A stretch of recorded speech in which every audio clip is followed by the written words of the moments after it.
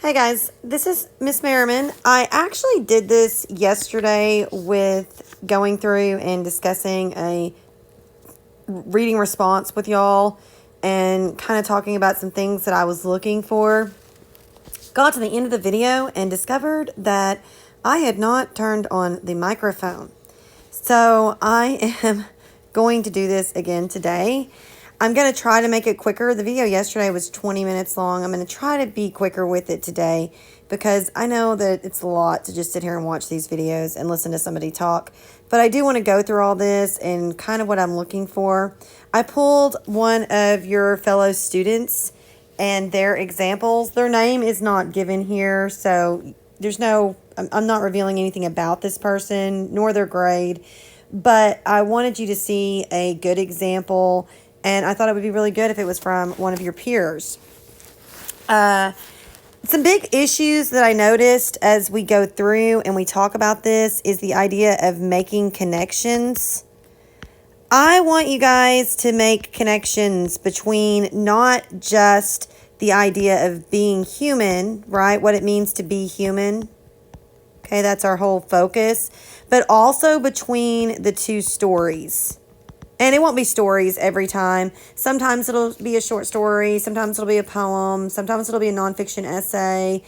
It depends on the week and basically the topic of that week. Because as you go through, you may or may have not noticed that each week that we have a theme or a focus for that week. This week's focus was community and connections. I chose these based off of what the average person or average people would possibly list as what makes us human. The idea of people saying stuff like, well, we have the ability to reason, or our knowledge. That will definitely be one week. Well, we have these community, this connection that other, species or whatever don't have. That's what makes us human. Well, we have, abilities. Whoops. That makes us human, okay? So each week you'll see a theme or a connection, and you can guarantee that each week that theme or that connection is going to be the focus for the reading response as well. Every week I pair the reading response with that focus so that all of our stuff kind of thematically evolves. A lot of what I saw you guys doing that I want to see you do a better job of would, of course, like I said, I want you to connect these two stories. I want you to make these real life connections and connect this stuff. I also want to see you have a thesis driven idea. A thesis is a subject, and an opinion. I give you the subject. So like for this particular essay, you're given a question. Your question, or it really isn't an essay, I'm sorry, short answer response. Your question was, what are these stories trying to tell the reader about the idea of being human? That's actually spelled correctly, guys. That was cut off. Are your personal connections to others and the world around us what really make us human? So I wanted you to focus on, basically two things. The idea of personal connections and the world around us. Oh, did not mean to do that. Okay, there we go. Personal connections and if I can get this to work, where it will not do that. Okay. We're going to try this again, I think. Personal connections and the world around us being what makes us human. Or was it something altogether? Maybe the story had a different message, but still that message tied in with humans. Or the idea, of being human. The biggest issue I saw was that many of you did summaries. So you told me a little bit about Frankenstein in one paragraph. You told me a little bit about a good man is hard to find in another paragraph. And then some of you kind of summed it up. Some of you didn't. Some of you, this is all you did. That's not what I'm looking for. Yes, I do want to essentially see that you're reading and see that you're using the text and all that kind of stuff. But what I'm really looking for is that deeper analysis, that deeper understanding of the text. And so I want to see that kind of stuff going on. Not summaries, but analysis going on. And then, of course, the analysis needs to have connections. It needs to connect to both the idea of being human and both stories. And these two things or three things all need to connect in and of themselves. And they need to have a thesis. Okay? So I want to see you go beyond that. Go beyond that summary. Go beyond that surface level. So I wanted to show you this one. It was a good example in several ways. One, this person had a thesis, and it was very straightforward at the beginning. Essentially, what she did for her thesis was she answered her question, or the question, I'm sorry. She said both, I'm struggling here, guys. She said, both A Good Man is Hard to Find and Frankenstein showed great significance in the need for connection in a human's life. So the very first thing she did, first rattle out of the box, was answer the question. That was the very first thing that she did. She answered the question. Because this is an opinion-based question, if you answer it, that will, in effect, create your thesis. All you have to do is make sure that you include the title of both pieces of literature and the idea that we're going for that week, because that creates a subject, and then, of course, your answer will create the opinion, because this is an opinion-driven question. So first rattle out of the box, she answers it. It's very good. It's a thesis, and it lets me know right away that she is going to be talking about, yes, in fact, there is human connection, and that's going to be her focus. Now, she does break it down into two separate paragraphs, which I was okay with. Her first paragraph, she focuses on Frankenstein. Her second paragraph, she focuses on A Good Man is Hard to Find, which I know I'm abbreviating these guys. It's just quicker for her notes. The third paragraph, she pulls them together. This is really good structure, especially for a short answer.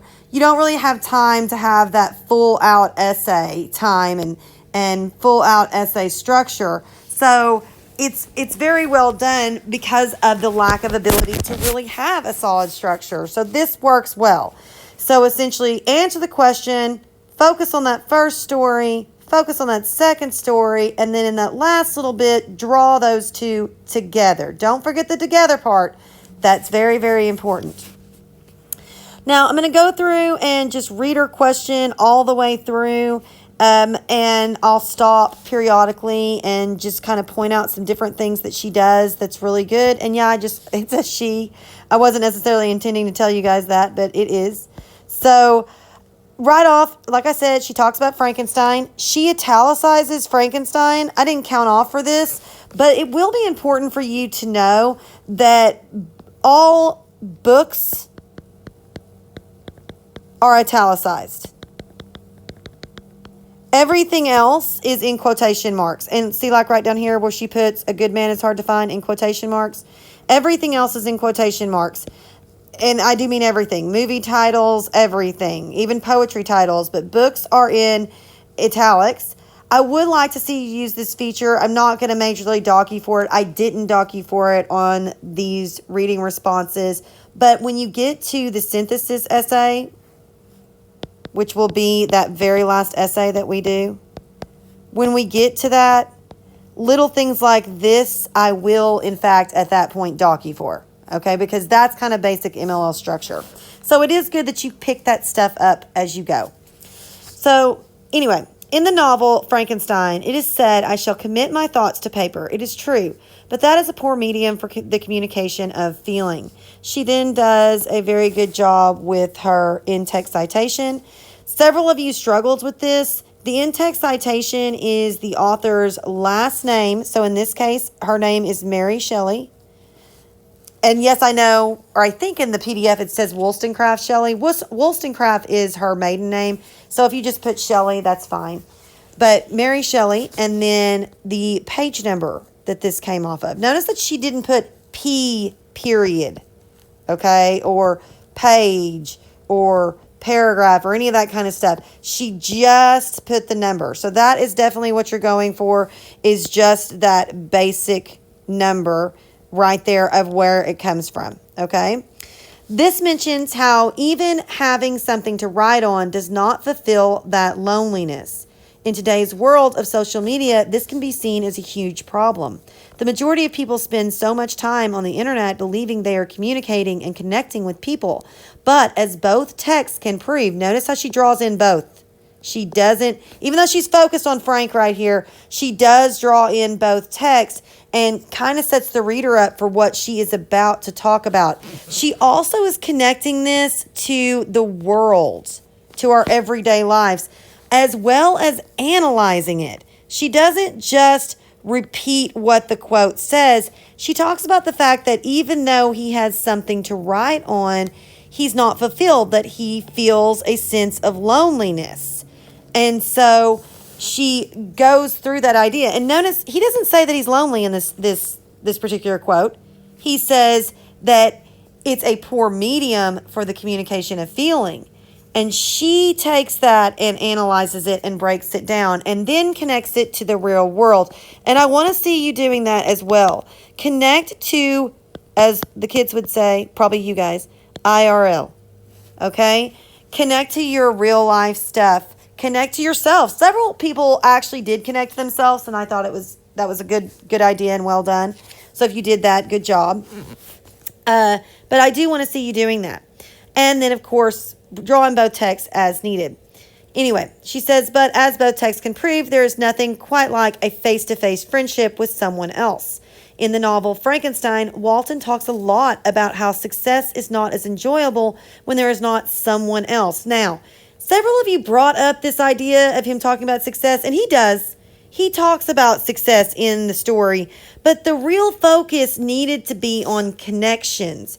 So when you started talking about his success, what happened with a lot of you is you went into this whole money and power thing, which if your thesis had started out saying the novels and the short story are not really giving off that idea that human connection is what matters to being human, in more so, they're telling you that what matters to being human is power. And then if you wanted to talk about money and power, it would have made sense. But otherwise, you needed to continue to come back to this connection idea. And if you had no thesis, then you need to start creating one so that you have that strong central focus all the way through. So she goes in and pulls this idea, but then she connects it back to what she was originally talking about. She says that success is not enjoyable when there is not someone else that could celebrate it with you. A good example from the text is when Walton says, I have no friend, Margaret. When I am glowing with the enthusiasm of success, there will be none to participate my joy. If I am assailed by disappointment, no one will endeavor to sustain me in dejection. And then, of course, once again, she has her in-text citation. She then moves on to the next story, A Good Man is Hard to Find. And she makes it clear with this first sentence that that's what she's going to be talking about. This is also known as a topic sentence.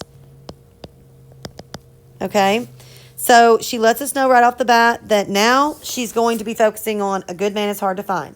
There was a lot going on and was perhaps a little bit more complicated than Frankenstein. I would 100% agree, and I will tell you now, I chose Frankenstein to be the main novel for our class because it was literally written, well, maybe not literally, but could very arguably be said that it was written solely to discuss this idea of what it means to be human. And as such, I just thought it was such a perfect fit for a humanities class, bringing in that literature that brings in that science and brings in that history. So it really is, in my opinion, throughout the entire semester, other than maybe the readability of the novel being higher level, I feel like it's going to be something that you're going to be like, oh, well, that's obvious. I can totally see how that fits. The short stories, the nonfiction essays, they're going to have to require a little bit more thought because the message may not be quite surface level. For instance, I would definitely say A Good Man is Hard to Find would not necessarily immediately be analyzed from community and connection. Most people would probably go with violence, or there's a very common theme that's argued with it about the idea of what it means to be a martyr, which I've never really understood, but people argue it. There's several, well, I never really understood with Good Man's Hard to Find, I mean. There's several aspects to it, and of course there's been all kinds of analysis about the grandmother. So it is much more complicated. I would definitely agree with her. At the end of the story, one of the misfits shoots the grandmother and says, "She would have been a good woman," the misfit said, "if it had been somebody there to shoot her every minute of her life." Once again, she includes that in text citation. And this just shows both sides were raised differently. And because of that, there was a struggle to have a connection. Now, I would have liked to see a little bit longer explanation of this. I had one person who did an excellent job of analyzing the grandmother, and it may have been a couple, but I remember one for sure, where they talked about the fact that even though the grandmother was surrounded by her family, she was very isolated. None of them really listened to her. None of them really cared what she thought. They were all pretty rude to her. And you could even go so far as to say how she was symbolically placed smack dab in the middle of them in the car. She's right in the center of the car. In the back seat, you couldn't get more centered for her than if you could have 3 seats up front in a sedan type situation. And even with that, she doesn't connect well with her family. Her and Bailey don't seem to get along. The wife doesn't speak to her, and the kids don't appear to like her very much. So she's very isolated, even though she's surrounded by people. So there was a lot that could have been done with that in regards to family and connection, community and connection. Because I would also argue that the misfit suffered the same type of deal. He was very isolated, even though he was surrounded by people. The only difference between the misfit and the grandmother is that the misfit's isolation was much more overt and in your face. It was much more open that he had been isolated. He even went so far as to say that at one point in his life he was buried alive. Whereas the grandmother's isolation is very subtle. As a matter of fact, you could do a whole analysis on how the grandmother and the misfit are very similar, if not identical characters. Because in the end, neither one of them seemed to care very much about other people's lives around them, only their own. Because the misfit isn't going to kill the family until the grandmother recognizes him. And the grandmother doesn't seem to be overly concerned with the fact that he's carrying the family off one by one to murder them. She just keeps kind of focusing on herself. So they're both pretty self-centered people in that regard. And it's created a situation where they have no connections. Of course, there is this argument, was the lack of connection happen to them, or did it happen because of them? It's something you'd have to decide. But either way, even though I would have liked to have seen her come back on this, I do also know that there was time constraints here and a lot that she had to get in. So overall, still very well done. And in the end, she comes back to both texts. Both texts, once again, we have a topic sentence here where she tells you in that very first sentence, this is what I'm going to be talking about, right? I'm going to talk about Frankenstein here. I'm going to talk about Good Man's Hard to Find here. And I'm going to talk about both texts here. Both texts show how isolation and misunderstandings can get in the way of connecting with someone else. Overall, the main takeaway is that to be human is to have friendships and connections. Very good job pulling in our theme, the question, returning to her thesis, and that's very important that you do that. You need to return to your thesis in that last paragraph, okay? Returning to her thesis, they will help you go through hard times, and they will celebrate your success. So, guys, this is what I'm looking for your final stuff. I will say, when you get to your essay, don't use you and don't use first person. But for these reading responses, I see no issue with them, okay? So, very well done. Great job. You know who you are. You did wonderful. I appreciate the response that I could share it with the others. I hope this helped you guys. I don't think I actually ended up making the video any shorter, so I'm really sorry for that. But I really hope it helped y'all with your next reading response. Also, your next reading response is going to be 60 minutes. You have a classmate to thank for that as well. He emailed me and asked me just honestly, he said, "Is there any way could we get more time?" And I said, "I don't see why not if you just really need it." So your next ones from here on out is going to be 60 minutes. Hopefully that will be enough. If you're still struggling with 60 minutes, let me know, and we could possibly look at the time thing all together. I want you to be challenged, though, and I want it to be something that you think of. So I really am probably not going to push it back much further. I might be willing to give an hour and a half, but that would probably be it. I'm not really worried about cheating, only because these questions come straight from my brain, and most of these are not typical connections. It's not going to be common for you to find a analysis comparing Good Man is Hard to Find to Frankenstein. If you did, let me know. I would actually be interested in reading that. But I want you to be challenged. I want your brain to think and to get going in that moment and to really delve into it, rather than a true research paper or synthesis paper, which you'll do later, where you really spend more time. I want this to all come from you and how you read and respond to that story and to these texts and how you feel about life in general. So that being said, now that I've rambled a ton, I hope you guys have a great week. I hope you see this before you do your next response. If not, hopefully by the third one. And I will talk to you soon or in the next video.